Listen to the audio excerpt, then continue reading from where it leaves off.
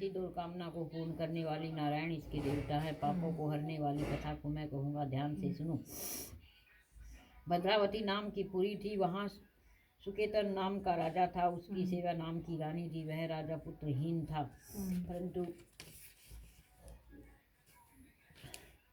परंतु राजन आपकी क्या इच्छा है सो कहिए। राजा बोला, हे तपस्वियों, आप कौन हैं और आपका क्या नाम है?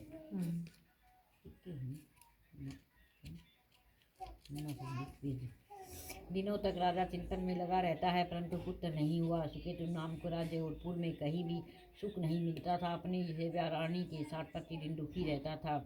वे दोनों राजा रानी चिंता और शोक में मगन रहते थे। वह मन में निराश हो गया।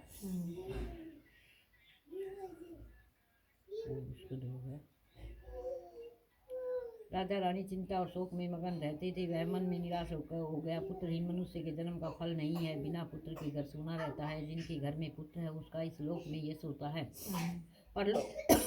परलोक में अच्छी गति होती है। जिन पुरात्माओं को सैकड़ों जन्म का पुण्य होता है, उनके ही पुत्र और पुत्र होते हैं। बुराई और भगवान की भक्ति के बिना धन और विद्या नहीं मिलती, यह मेरा सिद्धांत है। इस प्रकार राजा दिन रात चिंता में मगन रहता है।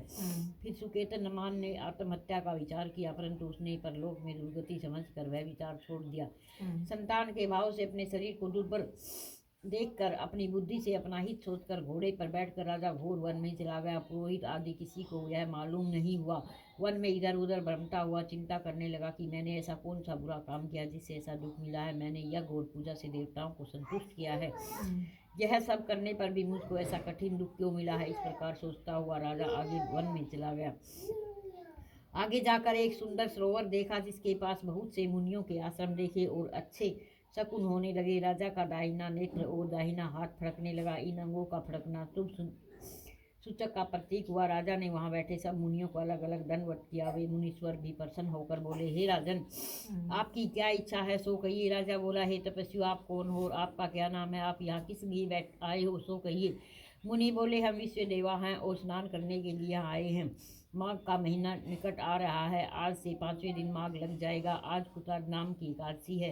हे राजन, पौष शुक्ला एकादशी की पुत्र की इच्छा करने वालों को पुत्र देती है। तब राजा बोला, पुत्र उत्पन्न करने के लिए मैंने भी बड़ा प्रयत्न किया है। यदि आप प्रसन्न हैं तो मेरे लिए सुंदर पुत्र दीजिए।